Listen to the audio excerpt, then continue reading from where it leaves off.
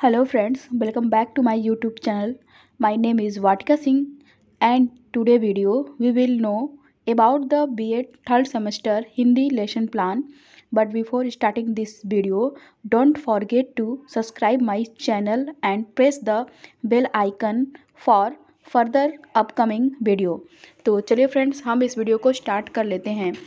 हिंदी में lesson plan बनाने के लिए फ़र्स्ट ऑफ ऑल आपको सबसे पहले अपने फाइल के फर्स्ट पेज पे आपको लिखना होता है पाठ योजना। इसको हम हेडिंग या टैग लाइन कहते हैं। इसको बिल्कुल ही बीचों बीच सेंटर में बोल्ड में और बहुत ही सुंदर ढंग से आपको इसको लिखना होता है।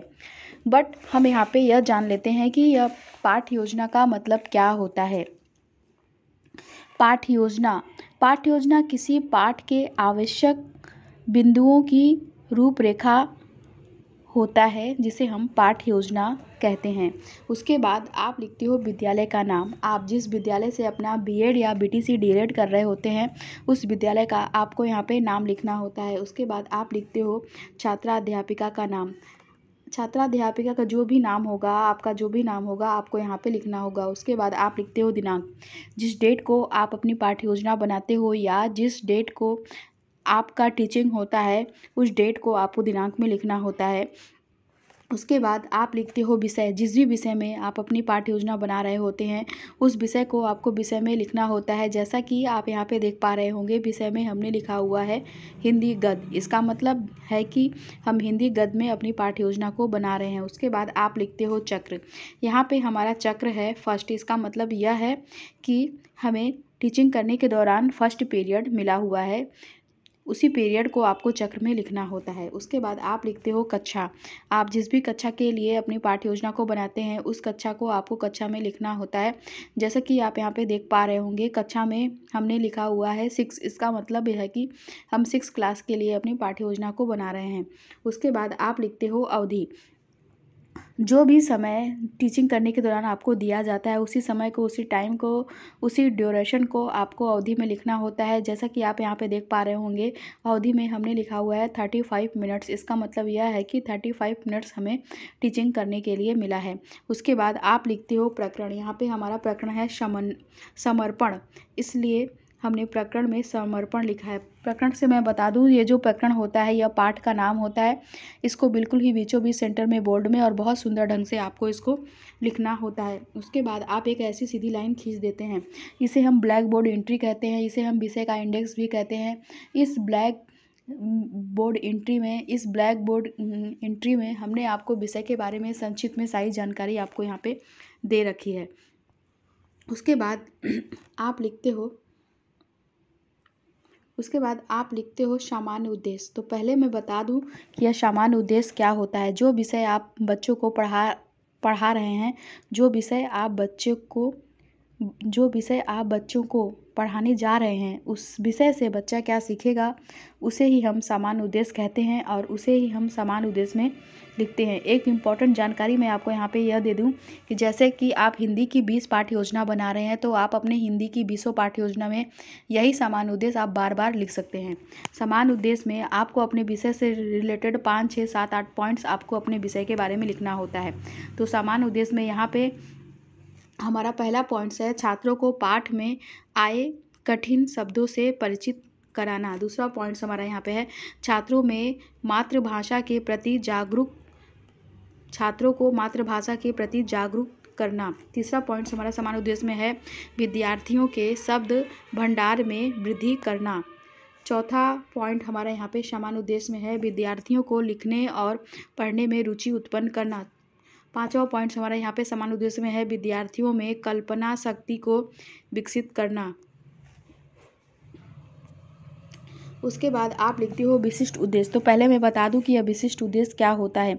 जो पाठ आप बच्चों को पढ़ाने जा रहे हैं उससे बच्चा क्या सीखेगा उसे ही हम विशिष्ट उद्देश्य कहते हैं और उसे ही हम विशिष्ट उद्देश्य में लिखते हैं। विशिष्ट उद्देश्य हमारे 3 प्रकार के होते हैं। पहला हमारा होता है ज्ञानात्मक उद्देश्य, दूसरा हमारा होता है बोधात्मक उद्देश्य और तीसरा हमारा होता है कौशलात्मक उद्देश्य। इन तीनों उद्देश्यों में लगभग 2-2 पॉइंट्स आपको लिखना होता है। तो यहाँ हमारा विशिष्ट उद्देश्य ज्ञानात्मक उद्देश्य में पहला पॉइंट्स हमारा है कविता के केंद्रीय भाव एवं विचार का ज्ञान प्रदान करना। दूसरा पॉइंट हमारा है ज्ञानात्मक उद्देश्य में काव्य में निहित संधि, समास, अलंकार, रस आदि का ज्ञान कराना। बोधात्मक उद्देश्य में पहला पॉइंट हमारा यहाँ पे है छात्रों को पढ़ाकर व सुनाकर कविता में निहित भावों का ज्ञान प्रदान करना। दूसरा पॉइंट हमारा है छात्रों में कविता पाठ में निहित नए शब्दों व युक्तियों से परिचित कराना। कौशलात्मक उद्देश्य में पहला पॉइंट हमारा यहाँ पे कौशलात्मक उद्देश्य में है छात्रों को समर्पण के तथ्यों का संकलन करने योग्य बनाना। दूसरा पॉइंट हमारा यहाँ पे कौशलात्मक उद्देश्य में है छात्रों को समर्पण के महत्व को समझने योग्य बनाना। उसके बाद आप लिखते हो सहायक सामग्री। तो पहले मैं आपको बताऊं कि यह सहायक सामग्री क्या होता है। आप बच्चों को पढ़ाने के दौरान ब्लैक बोर्ड में जिन सामग्री का यूज करके बच्चों को वह टॉपिक आप एक्सप्लेन करते हो, बच्चों को वह टॉपिक आप समझाते हो, उसी सामग्री को हम सहायक सामग्री कहते हैं। और सहायक सामग्री के रूप में आप लिख सकते हो चाक, डस्टर, लपेट, श्यामपट्ट, प्रकरण से संबंधित सहायक सामग्री आदि। उसके बाद आप लिखते हो पूर्व ज्ञान। तो पहले मैं आपको बता दूं कि यह पूर्व ज्ञान क्या होता है। यह जो पूर्व ज्ञान होता है यह लगभग सभी का एक समान होता है, बस यहाँ पे क्या होता है कि पाठ का नाम चेंज कर देते हैं। पूर्व ज्ञान में आप लिख सकते हो छात्र समर्पण के बारे में सामान्य जानकारी रखते हैं। उसके बाद आप लिखते हो प्रस्तावना प्रश्न। तो पहले मैं आपको बता दूं कि यह प्रस्तावना प्रश्न क्या होता है, इसका मतलब क्या होता है। प्रस्तावना प्रश्न का उद्देश्य छात्रों को पढ़ाए जाने वाले प्रकरण तक लाना होता है, जिससे पढ़ाए जाने वाले प्रकरण से संबंधित कुछ बातें छात्रों को स्मरण याद कराई जा सके, जिसको जानकर छात्र रुचि के साथ उस प्रकरण की शुरुआत कर सके। उसके बाद आप छात्रों से प्रस्तावना प्रश्न करते हैं, जिसके लिए आप 3 कॉलम बनाएंगे। पहला कॉलम तो आप बनाते हैं क्रम संख्या का कॉलम, दूसरा कॉलम जो है कि आप बनाते हैं छात्रा अध्यापिका क्रियाओं का कॉलम, तीसरा और लास्ट कॉलम जो है कि आप बनाते हैं छात्र छात्रा अनुक्रिया का कॉलम। क्रम संख्या के कॉलम में आप छात्रों से पूछे गए क्वेश्चन के क्रम को लिखते हो और छात्रा अध्यापिका क्रियाओं के कॉलम में आप छात्रों से प्रश्न पूछते हो। छात्र छात्रा अनुक्रिया के कॉलम में छात्र आपके पूछे गए क्वेश्चन के आंसर को देते हैं। तो यहाँ पे पहला क्वेश्चन हमारा छात्रों से है हमारे देश का क्या नाम है। तो छात्र आंसर देते हैं हमारे देश का नाम भारत है। दूसरा क्वेश्चन हमारा यहाँ पे छात्रों से है हमारे देश कब आज़ाद हुआ था। तो छात्र आंसर देते हैं हमारा देश 15 अगस्त सन 1947 को आज़ाद हुआ था। तीसरा क्वेश्चन हमारा यहाँ पे छात्रों से है किसने हमारे देश को आज़ादी दिलाई। तो छात्र आंसर देते हैं भगत सिंह, सरदार गुरु चंद्रशेखर आज़ाद आदि ने हमारे देश को आज़ादी दिलाई। चौथा क्वेश्चन हमारे यहाँ पे छात्रों से है इन सभी में कौन से गुण मुख्य हैं। तो छात्र आंसर देते हैं इन सभी में समर्पण का गुण मुख्य है। पांचवा क्वेश्चन यहाँ पे हमारा छात्रों से है समर्पण से आप क्या समझते हैं। तो छात्र आंसर देते हैं समस्यात्मक प्रश्न। इसका मतलब यह है कि पांचों क्वेश्चन का आंसर छात्रों को नहीं पता है। समर्पण के बारे में छात्रों को कोई नॉलेज कोई जानकारी नहीं है। उसके बाद आप लिखते हो उद्देश्य कथन। उद्देश्य कथन में आप लिख सकते हो आज हम लोग हिंदी पद के अंतर्गत समर्पण नामक पाठ का रसास्वाद करेंगे। उसके बाद आप लिखते हो प्रस्तुतिकरण। प्रस्तुतिकरण में आप लिख सकते हो अध्ययन अध्यापन की सुविधा की दृष्टि से पाठ को 2 पार्ट्स में डिवाइड किया जाता है। उसके बाद आप व्याख्या करते हैं, जिसके लिए आप 4 कॉलम बनाएंगे। पहला कॉलम तो आप बनाते हैं शिक्षण बिंदु का कॉलम, जिसमें कि आप व्याख्या करने वाले टॉपिक को लिखेंगे। दूसरा कॉलम जो है कि आप बनाते हैं छात्रा अध्यापिका क्रियाओं कॉलम, जिसमें कि आप व्याख्या करेंगे। तीसरा कॉलम जो है कि आप बनाते हैं छात्र क्रियाओं कॉलम, जिसमें कि आप लिखेंगे छात्र ध्यानपूर्वक व्याख्या को सुनेंगे। चौथा और लास्ट कॉलम जो है कि आप बनाते हैं श्यामपट्ट कार्य का कॉलम, जिसमें कि आप व्याख्या करने के बाद मुख्य इंपॉर्टेंट पॉइंट्स को आप लिखेंगे। तो अब हम व्याख्या करते हैं। शिक्षण बिंदु के कॉलम में हम लिखेंगे आदर्श वाचन। छात्राध्यापिका क्रियाओं कॉलम में हम लिखेंगे छात्राध्यापिका अपने लय, भाषा और आरोह अवरोह भावपूर्ण वाचन करेंगे। और तीसरा कॉलम छात्र क्रियाओं के कॉलम में हम लिखेंगे छात्र ध्यानपूर्वक व्याख्या को सुनेंगे। अब हम व्याख्या करते हैं। व्याख्या। प्रस्तुत पदांश में कृषि राम अवतार त्यागी जी द्वारा रचित है। इन पंक्तियों में उन्होंने अपने समर्पण की बात कही है। वह अपनी जन्मभूमि से प्रार्थना करते हुए कहते हैं कि मेरा यह मन और तन दोनों ही आपके ऊपर न्यौछावर है और मैं आपको क्या दूं। वे कहते हैं कि धरती माँ, मेरे ऊपर आप का यह कर्ज है, मैं इसे कैसे उतारूं। यह निवेदन करता हूँ, मैं जब थाली में भाल सजा कर लाऊं, मेरे समर्पण को स्वीकार कर लेना। मेरा रक्त और उसका हर कण आप पर न्यौछावर है। व्याख्या करने के बाद आप श्यामपट्ट कार्य के कॉलम में मुख्य पॉइंट्स के रूप में आप लिख सकते हैं। मन समर्पण, तन समर्पण और यह जीवन समर्पित चाहता हूँ। देश को धरती, तुझे कुछ और भी दूँ। माँ, तुम्हारा ऋण बहुत है, मैं अकिंचन किंतु इतना कर रहा, फिर भी निवेदन थाल में लाऊं सजाकर। उसके व्याख्या करने के बाद आप छात्रों से बोधात्मक प्रश्न करेंगे, जिसके लिए आप 3 कॉलम बनाएंगे। पहला कॉलम तो आप बनाएंगे बोधात्मक प्रश्न का कॉलम, जिसमें कि आप छात्रों से पूछे गए क्वेश्चन के क्रम को लिखोगे। दूसरा कॉलम जो है कि आप बनाते हैं छात्राध्यापक क्रियाओं कॉलम, जिसमें कि आप छात्रों से प्रश्न पूछेंगे। तीसरा और लास्ट कॉलम जो है कि आप बनाते हैं छात्र छात्रा अनुक्रिया के कॉलम, जिसमें कि छात्र आपके पूछे गए क्वेश्चन के आंसर को देंगे।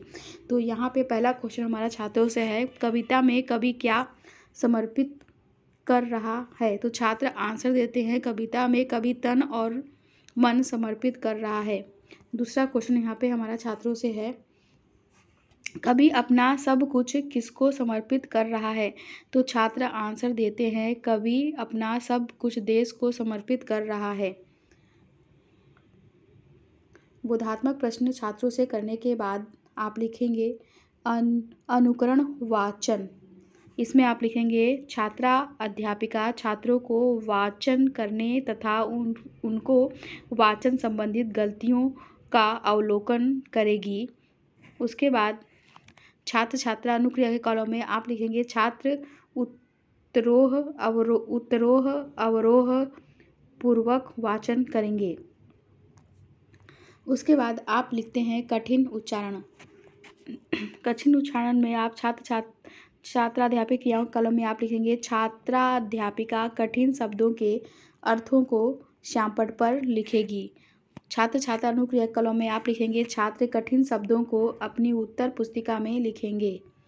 उसके बाद आप क्वेश्चन करते हैं छात्रों से। पहला क्वेश्चन तो आप छात्रों से करते हैं, थाल में क्या सजाकर कवि लाए हैं। तो छात्र आंसर देते हैं, थाल में भाल सजाकर कवि लाए हैं। दूसरा क्वेश्चन यहाँ पे हमारा छात्रों से है, प्रस्तुत कविता में कौन सा रस है। तो छात्र आंसर देते हैं, प्रस्तुत कविता में वीर रस है। तीसरा क्वेश्चन हमारा यहाँ पे छात्रों से है, कविता में क्या भाव निहित है। तो छात्र आंसर देते हैं, कविता में देश प्रेम का भाव निहित है। उसके बाद आप लिखते हो मौन वाचन। मौन वाचन छात्र अध्यापक क्रियाओं कलम में आप लिखेंगे, छात्रा अध्यापिका छात्रों को मौन वाचन करने के लिए कहती हैं। छात्र छात्रा अनुक्रिया कलम में आप लिखेंगे, छात्र एकाग्रचित्त होकर मौन वाचन करते हैं। उसके बाद आप लिखते हो विश्लेषणात्मक प्रश्न। इसमें आप लिखते हैं, छात्रा अध्यापिका छात्रों से निम्न प्रश्न पूछती है। छात्र छात्रा अनुक्रिया कॉलम में आप लिखेंगे, छात्र उत्तर दे रहे हैं। पहला क्वेश्चन यहाँ पे हमारा छात्रों से है, प्रस्तुत कविता में कौन सा रस है। तो छात्र आंसर देते हैं, प्रस्तुत कविता में वीर रस है। दूसरा क्वेश्चन यहाँ पे हमारा छात्रों से है, कविता के रचयिता कौन हैं। तो छात्र आंसर देते हैं, कविता के रचयिता राम अवतार त्यागी जी हैं।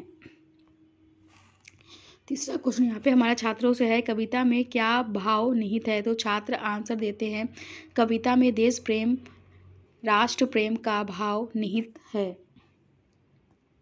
उसके बाद छात्रा अध्यापक क्रियाओं कॉलम में आप लिखेंगे छात्रा अध्यापिका पाठ में निहित मुख्य भाव को स्पष्ट करने के लिए छात्रों के सामने मुख्य बिंदुओं को रखती है। निवेदन मतलब होता है प्रार्थना, अंकिचन माने होता है निर्धन, भाल माने होता है मस्तक, समर्पित मतलब होता है न्यौछावर। उसके बाद आप लिखते हो पुनरावृत्ति। पुनरावृत्ति में पहला पॉइंट्स आप लिखेंगे कविता में कवि का क्या समर्पित कर रहा है। दूसरा पॉइंट्स आप लिखेंगे थाल में क्या सजा कर कवि लाए हैं। तीसरा पॉइंट्स आप लिखेंगे प्रस्तुत कविता में कौन सा रस है। चौथा पॉइंट्स आप लिखेंगे कविता में क्या भाव निहित है। उसके बाद आप छात्रों को गृहकार्य देते हो। गृहकार्य के रूप में आप छात्रों को देते हो कविता की व्याख्या घर से लिखकर लाना है। उसके बाद आप लिखते हैं सुझाव। आपके जो भी सुझाव होंगे उस सुझाव को आप यहाँ पे लिखेंगे। इस पाठ्य योजना की लिंक हमने डिस्क्रिप्शन बॉक्स में दे रखी है। आप वहाँ से इस पाठ्य योजना की PDF लिंक डाउनलोड करके इस पाठ्य योजना को देख सकते हो। और अगर आपको पाठ्य योजना में कोई भी क्वेश्चन मुझसे पूछना हो या कोई भी क्यूरी आपके मन में हो तो आप कमेंट सेक्शन में मुझसे क्वेश्चन पूछ सकते हो और मैं आपके पूछे गए क्वेश्चन के आंसर को दूंगी, या आप मुझे डायरेक्ट मेल करके भी क्वेश्चन पूछ सकते हैं और मैं आपके पूछे गए क्वेश्चन का रिप्लाई करूँगी। अगर आपको हमारा ये वीडियो अच्छा लगता है तो आप हमारे इस वीडियो को लाइक करिए और कमेंट करिए, क्योंकि आपका मोटिवेट हमें, आपका ये सपोर्ट हमें ऐसे ही वीडियो बनाने के लिए मोटिवेट करता रहता है। तो हम आपसे फिर से मिलते हैं अपने नेक्स्ट वीडियो के साथ। Thank you so much for watching my video and subscribe my channel.